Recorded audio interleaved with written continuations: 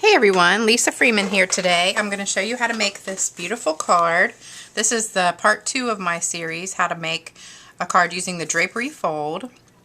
The other day I showed you how to make this card. This one it goes up and down, and so it's like the 4 inches across. So I gave you the measurements how to make this Drapery fold. And then today we're going to do one where it's 5 1/4 inches across. So it's a little bit longer, and I also made it a little bit wider. So let's get started. I did make a template for this one just like I did last time. So your designer series paper is going to be the same as your template. This piece of paper is 4 inches wide by 11 1/4 inches long. So it's just a slightly smaller than a half a sheet of cardstock that you would use to make a regular card. Because normally that would be like 4 1/4 by 11, and this is 4 by 11 1/4, so slightly longer but a little bit shorter. And as you can see in here, on here, I did the scores at 3, 4, 6, 7, 9, and 10. And then we're going to cut off this part down at the bottom, and I'll show you how to do that in just a minute. I wanted to show you this suite that's in the catalog. On page 76 and 77, this is called the Floral Boutique suite, and this is what we're using to make the card. So I've used the paper, which is right here, and that's page 77. That's called the Floral Boutique designer paper. And then we're also using the stamp set that's also on that page, and that stamp set's called Floral Phrases. And you can get the bundle here, and this includes, the bundle includes the stamp set and the thinlits, the detailed floral thinlits dies. And this is one of my favorites. I know I say that all the time. Everything in the catalog is one of my favorites, but this truly is my favorite. So let's get started showing you how to make that card. So I'm just going to set that aside and get my scoring tool out. This is the Simply Scored, and I'm going to be using the fat tip. And we're going to be scoring, oh, I didn't move the markers from the other day, so let me just move them real quick. So we're doing 3, 4, 6, 7, 9, and 10. So let me scoot this down so you can see it. Alright, so 3, 4, 6, 7, 9, and 10.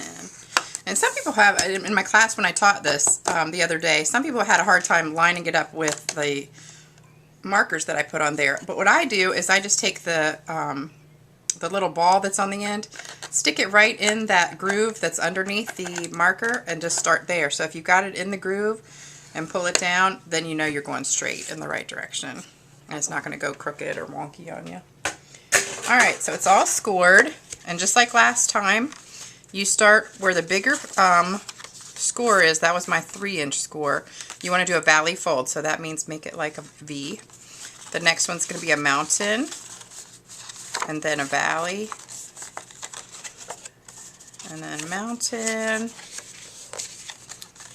valley, and you just do it accordion style, back and forth, back and forth. Alright, so then when you fold it all up, it looks like this. So we've got a little bit larger here, and then these fold up to be pretty much the same distance apart. Alright, now we need to cut that. So just like last time, I've got my template. I'm going to put a mark here, and it's kind of hard to see the mark on here, but this is at the 3-inch, right where it folds, you're putting a mark. And then we're also on this right side putting a mark at 2 inches, because this is 4 inches across. I'm going to put a little mark at 2. And then we're going to cut from that point to that point.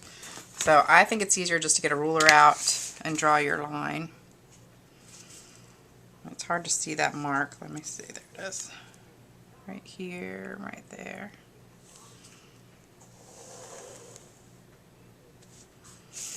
Okay, then we take it and put it in our paper cutter.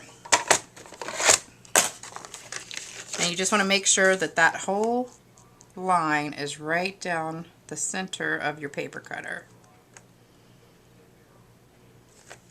And then you're just going to cut that off. And then you can do whatever you want with this one. This is kind of a little one if you want to save that for something. But here's what we need to do our card. And it just folds right back up like that. So we're going to set that aside. And then I'm just going to tape this. And again, use a lot of tape.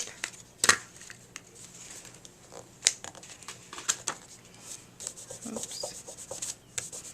And press down really good so that it holds. And I meant to get that fast fuse out for this video and I forgot again. So anyway, if you're doing this at home, use the fast fuse because it'll stick better. And then you don't have to worry about it popping up later.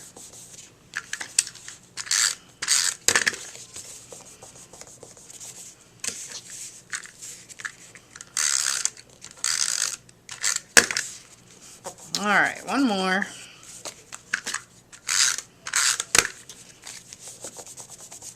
Alright, so we've got them all glued together, so this is what it looks like. And this is just going to go right on our card. So you can just glue it right down. And I use a lot of tape because I don't want it coming off. I know some of y'all are cringing going, oh my gosh, look at how much tape she's using. Which normally I do the same thing, but for things like this where you really don't want it to pop off, use a lot. But like I say, if you use the fast fuse, you don't have to use nearly this much. And then just make sure it's stuck on there really well.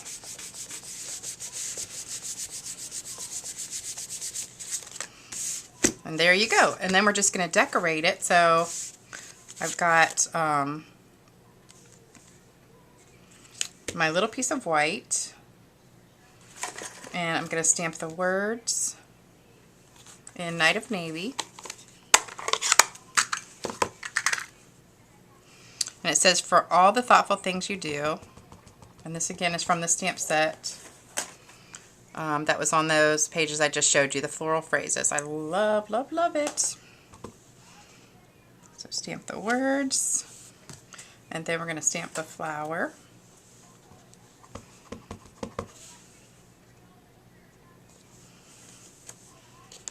So there you have it. That was super simple. And then that gets glued down.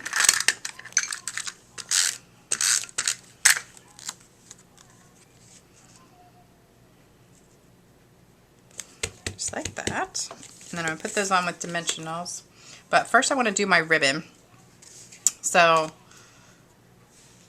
let's do this. You know, let's do a whole piece. We're going to take the ribbon inside and just wrap it around. And I'm doing this a little bit differently than I did the other one because I want to have more ribbon on it.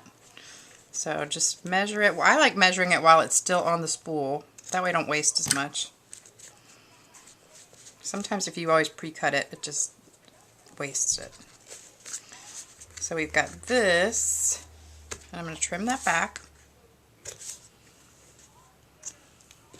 with my handy dandy ribbon scissors, which we don't have anymore, but I still use them all the time.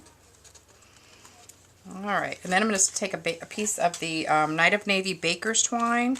Oh, and this one was the Whisper White organza ribbon. And then I'm just going to wrap this around.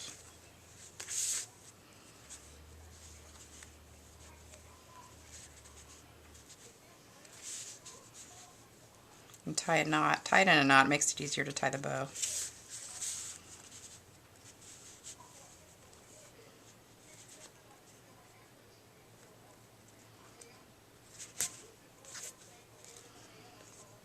Okay, so then we've got our little bow here, and I think I like that better with the bow, the knot underneath it. Just snip that off. That looks pretty cool. Oops, let's close the pad. Alright, so now we just need to stick the card together. We're almost done. So the ribbon's done, the background's done, and now I just need to stick this on with a couple dimensionals.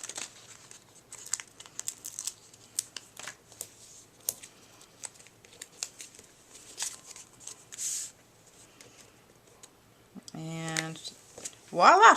All done. Isn't that a gorgeous card? And I just love it.